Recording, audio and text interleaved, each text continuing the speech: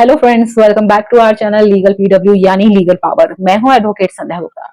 अगर आप law student हैं, कोई जुडिशियल एग्जाम की प्रिपरेशन कर रहे हैं या एआईबी की तैयारी कर रहे हैं या कोई कॉम्पिटेटिव एग्जाम दे रहे हैं या सिर्फ एक रिस्पॉन्सिबल इंडियन सिटीजन हैं, तो ये सीरीज आपके लिए बहुत इंपॉर्टेंट होने वाला है। आज से हम शुरू कर रहे हैं भारत का संविधान की कंप्लीट मास्टर क्लास। लेकिन एक रिक्वेस्ट है आपसे, बहुत से लोग जो है वो कॉन्स्टिट्यूशन को रटते हैं, आर्टिकल्स को याद करते हैं, लेकिन बहुत कम लोग हैं जो कॉन्स्टिट्यूशन को समझते हैं। तो इस सीरीज में हम सिर्फ बेयर एक्ट ही नहीं पढ़ेंगे, बल्कि उसके पीछे की हिस्ट्री को समझेंगे, उसके रीजन समझेंगे, उनको प्रैक्टिकल एग्जाम के साथ समझेंगे और हर आर्टिकल को रियल लाइफ से कनेक्ट करेंगे। मेरा प्रॉमिस है आपसे कि इस सीरीज के बाद कॉन्स्टिट्यूशन आपके लिए डिफिकल्ट सब्जेक्ट नहीं बनेगा, इवन स्ट्रॉन्गेस्ट सब्जेक्ट बन सकता है। सो बिना किसी देरी के चलिए हम शुरू करते हैं। मान लीजिए मैं आपसे एक क्वेश्चन पूछती हूँ कि एक स्कूल है, उसमें टीचर्स हैं, उसमें स्टूडेंट्स हैं, उसमें प्रिंसिपल है, लेकिन कोई रूल बुक नहीं है, ना ही कोई एग्जामिनेशन रूल है, ना ही एडमिशन रूल है, ना ही कोई हॉलीडे रूल है, ना ही कोई पनिशमेंट रूल है, और ना ही उसमें कोई टीचर्स की ड्यूटी है, ना ही उसमें प्रिंसिपल की पावर है। तो आप ही बताइए कि क्या होगा तब। इस कंडीशन में टीचर्स जो है वो अपने अलग अलग रूल बनाएंगी, जो स्टूडेंट्स हैं वो अपनी मनमर्जी करेंगे, कहीं फाइट होगी तो कहीं डिस्क्रिमिनेशन होगा। तो ऐसे में जो धीरे धीरे क्या होगा कि जो पूरा सिस्टम है वो कोलैप्स हो जाएगा। अब इसी एग्जांपल को हम स्कूल से हटाकर कंट्री पर अप्लाई करते हैं। अगर किसी देश में कोई रूल ही नहीं है, मतलब गवर्नमेंट की पावर डिफाइन नहीं है, कोर्ट्स की पावर डिफाइन नहीं है, सिटीजन्स के राइट डिफाइन नहीं है, और जो इलेक्शन होते हैं उसका प्रोसीजर डिफाइन नहीं है, तो क्या होगा? तो यही होगा कि जिसकी लाठी उसकी भैंस, यानी जो पावरफुल होगा वही रूल करेगा।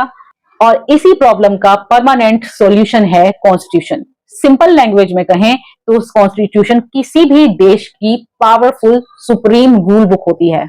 ये बताती है कि गवर्नमेंट कैसे बनेगी, गवर्नमेंट क्या कर सकती है, गवर्नमेंट क्या नहीं कर सकती है, सिटीजन्स के क्या राइट्स हैं, सिटीजन्स की क्या ड्यूटीज हैं, कोर्ट की क्या पावर है, प्रेसिडेंट क्या करेगा, प्राइम मिनिस्टर का क्या रोल है, स्टेट गवर्नमेंट क्या कर सकती है, स्टेट गवर्नमेंट का क्या रोल है, पार्लियामेंट का क्या रोल है, और सबसे इंपॉर्टेंट कि अगर गवर्नमेंट भी कुछ गलत करती है तो उसको रोकेगा कौन। तो इसका आंसर भी कॉन्स्टिट्यूशन ही देता है। इसीलिए सिर्फ कॉन्स्टिट्यूशन को सिर्फ एक बुक ही मत समझिए, बल्कि कॉन्स्टिट्यूशन भारत का लीगल डीएनए है, भारत की आइडेंटिटी है, भारत की सोल है। अब अगला सवाल कि क्या भारत में हमेशा से ही कॉन्स्टिट्यूशन था? तो जवाब है नहीं। ये भारत के डेमोक्रेसी सिस्टम का फाउंडेशन है। ये सिटीजन और गवर्नमेंट के बीच का एक लीगल अग्रीमेंट है, और जहां दूसरी तरफ सिटीजन जो है गवर्नमेंट को पावर देती है, वहीं दूसरी तरफ कॉन्स्टिट्यूशन गवर्नमेंट की जो पावर पर लिमिट्स भी लगाता है। सपोज जो गवर्नमेंट है वो आपके अगेंस्ट एक्शन ले सकती है, लेकिन एक लॉ के अकॉर्डिंग। साथ ही कोर्ट है आपको पनिशमेंट दे सकती है, लेकिन एक फेयर ट्रायल के बाद। पुलिस जो है आपको अरेस्ट कर सकती है, लेकिन एक लीगल प्रोसीजर को फॉलो करके।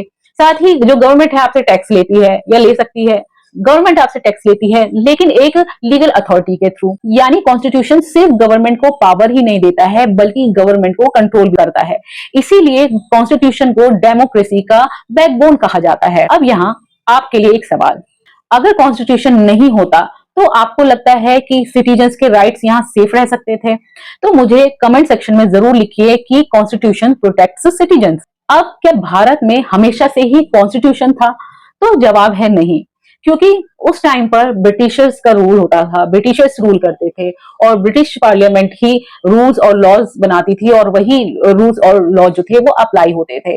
हम खुद अपने लॉज या रूल्स नहीं बना सकते थे। जो ब्रिटिशर्स थे वो अपनी कन्वीनियंस के हिसाब से, अपनी एडमिनिस्ट्रेशन कंट्रोल के हिसाब से ही रूल्स और लॉज बनाते थे। उसमें इंडियन सिटीजन्स का किसी भी तरह का कोई पार्टिसिपेशन नहीं था, किसी तरह की कोई कंसेंट प्रायोरिटी नहीं थी। इसी वजह से आया फ्रीडम मूवमेंट। लेकिन फ्रीडम मूवमेंट आने का मतलब सिर्फ ये नहीं था कि ब्रिटिशर्स को भारत से बाहर भेजना था, बल्कि एक बहुत बड़ा सवाल था कि आजादी के बाद भारत कैसे चलेगा, रूल कौन करेगा, गवर्नमेंट कैसे बनेगी, सिटीजन्स के राइट कौन डिसाइड करेगा, जो कोर्ट है उनकी पावर्स कौन डिसाइड करेगा, स्टेट्स और जो सेंटर है उनकी पावर्स को वो डिस्ट्रीब्यूट या डिवीजन कैसे किया जाएगा।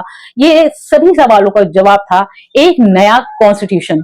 और इसी कॉन्स्टिट्यूशन को बनाने के लिए बनी कॉन्स्टिट्यूएंट असेंबली। आखिर ये कॉन्स्टिट्यूएंट असेंबली है क्या, किसने बनाई, कैसे बनी, इसके मेंबर्स कौन थे, इसके ड्राफ्टिंग के चेयरपर्सन कौन थे, इसके प्रेसिडेंट कौन थे, और कॉन्स्टिट्यूशन को 26 नवंबर को अडॉप्ट किया गया, लेकिन 26 जनवरी को इम्प्लीमेंटेशन क्यों किया गया, और इन सभी सवालों के आंसर आपको अगले पार्ट में मिलेंगे।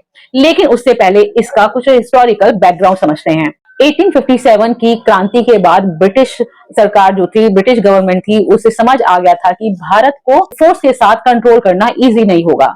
इसीलिए इसके बाद जो ब्रिटिश गवर्नमेंट थी, उन्होंने गवर्नमेंट ऑफ इंडिया एक्ट 1858 पास किया। उसके बाद ही जो था वो ईस्ट इंडिया कंपनी जो रूल था वो खत्म हो गया और भारत का डायरेक्टली ब्रिटिश क्राउन के अंडर में जो था वो कंट्रोल आ गया था। उसके बाद कई एक्ट आए, Indian council of India, government of India 1919, और फिर फाइनली आया गवर्नमेंट ऑफ इंडिया एक्ट 1935। ये एक्ट बहुत ही इंपॉर्टेंट था क्योंकि इस एक्ट ने प्रोविंशियल ऑटोनॉमी, फेडरल स्ट्रक्चर और एडमिनिस्ट्रेशन के जो कुछ इंपॉर्टेंट कॉन्सेप्ट थे वो इंट्रोड्यूस हुए, और बाद में कॉन्स्टिट्यूशन मेकर ने इसके जो एडमिनिस्ट्रेशन फीचर्स को मॉडिफाई करके कॉन्स्टिट्यूशन में इंक्लूड भी किए। लेकिन एक इंपॉर्टेंट बात याद रखने वाली है कि government of Indian act 1935 Bharat का कॉन्स्टिट्यूशन नहीं था, वो ब्रिटिश पार्लियामेंट के द्वारा बनाया गया लॉ था। उसमें भारत की सोवरेनिटी नहीं थी, उसमें इंडियन सिटीजन्स की डेमोक्रेटिक पार्टिसिपेशन नहीं थी, और सबसे इंपॉर्टेंट कि वो ब्रिटिश रूल को चलाने के लिए बनाया गया था, ना कि इंडियंस को एम्पावर करने के लिए। इसीलिए इंडिपेंडेंट इंडिया के लिए एक कंप्लीटली कॉन्स्टिट्यूशन बनाना बहुत ही जरूरी था, और यहीं से भारत के कॉन्स्टिट्यूशन की असली कहानी शुरू होती है। तो ये सब हम अगले पार्ट में हम डिटेल में समझेंगे।